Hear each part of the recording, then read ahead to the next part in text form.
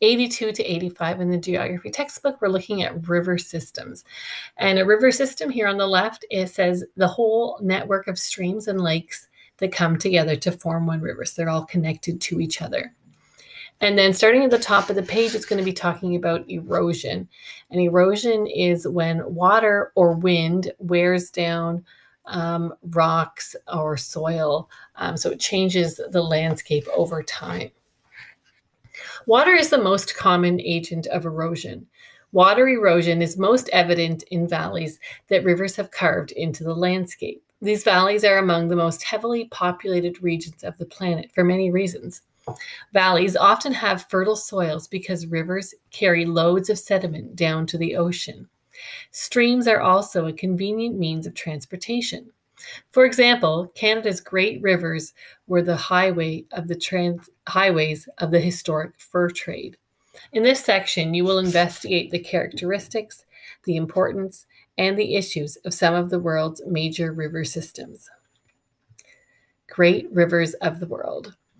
River system is the term given to the network of streams and lakes that eventually form one river, for example, the St. Lawrence or the Amazon. World and regional relief maps always show a fine blue web of rivers. As they cross continents, these systems flow from high places, the source or headwaters, to low places, the mouth or outflow. Some river mouths are long tapering inlets, such as the St. Lawrence River. This is a drowned river mouth, indicating either that ocean levels have risen or that the land has sunk. Other rivers, such as the Ganges rivers of India, have deposited low-lying deltas of fine sediments at their mouths. This material has been eroded from the land upstream. Right, so as a river flows, it picks up, particles of dirt and then drops them at the mouth of the river. And this picture here shows sediments carried by the Ganges River are shown flowing into the Bay of Bengal in this satellite image.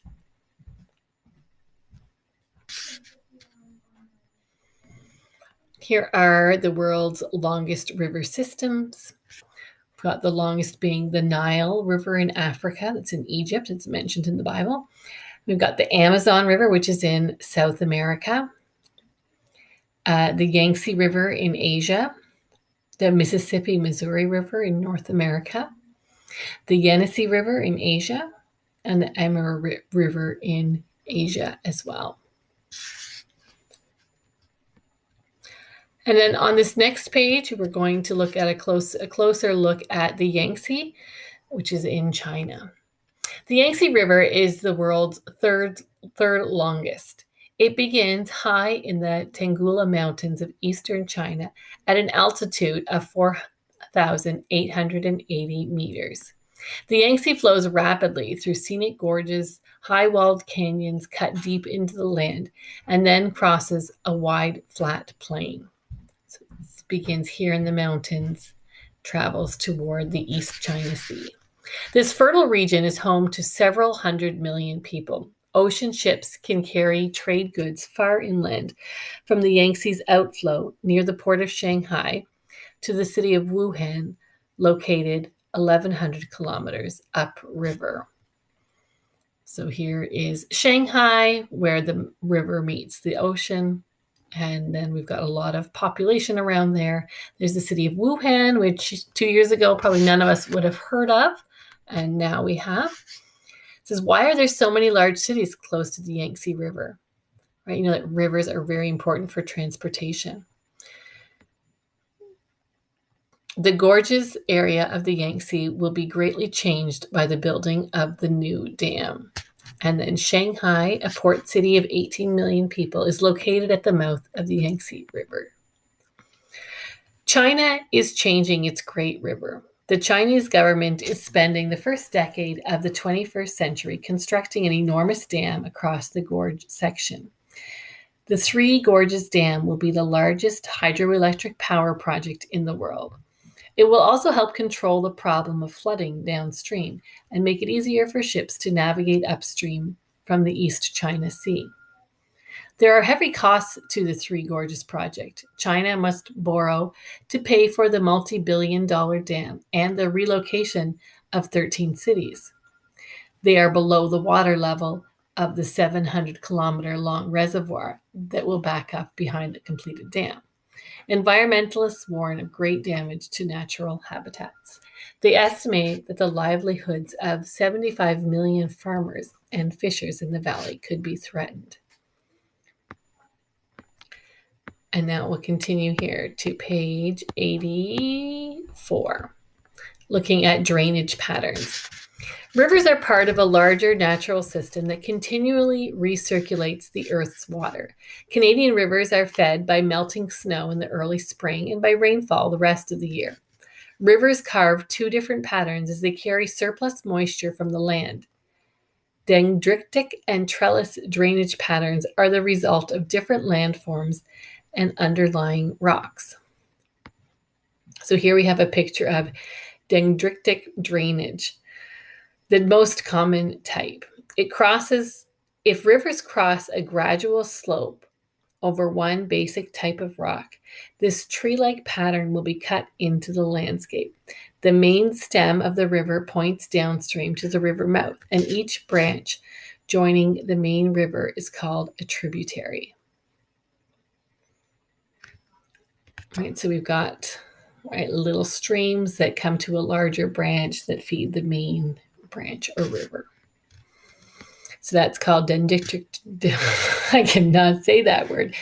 Dendritic drainage, the tree-like drainage pattern created if rivers cross a gradual slope over one basic type of rock. And the other type of drainage is called trellis drainage, the rectangular drainage pattern created if rivers flow through alternating bands of hard and soft rock. So that is this image here, where we've got more of an even, it's not as random as the other one was. Trellis drainage, not as common as dendritic. If rivers flow through alternating bands of hard and soft rock, a rectangular drainage pattern develops. This often occurs when a large river cuts through parallel fold mountain ridges, such as the Appalachian Mountains of eastern North America. And then the pollution of drainage basins. In Chapter 2, you learned about the watershed areas drained by individual streams and rivers. The term drainage basin refers to the entire region drained by one river system. For example, the St. Lawrence Drainage Basin covers a large area of the United States and Canada, including all the rivers that empty into the Great Lakes. Pollution can easily accumulate in drainage basins because the waters are connected. This is a particular problem in the St. Lawrence system because of the Great Lakes. Heavy industrial sludge and agricultural fertilizers contaminate the waters and are passed downstream. Millions of people live near the Great Lakes, and they rely on the same water for residential uses and recreation. Dangerous chemicals collect in channels and lake bottoms, threatening natural habitats and human health. The St. Lawrence Drainage Basin presents many serious management questions to the governments of Canada and the United States. And that just shows an image of how large this region is. All of this region drains into, the Great Lakes, which then drain into the St. Lawrence River, which then, collects here at the mouth of it. So it's a large area. If there's pollution in all that area, it all gets kind of brought down to the mouth of the St. Lawrence River.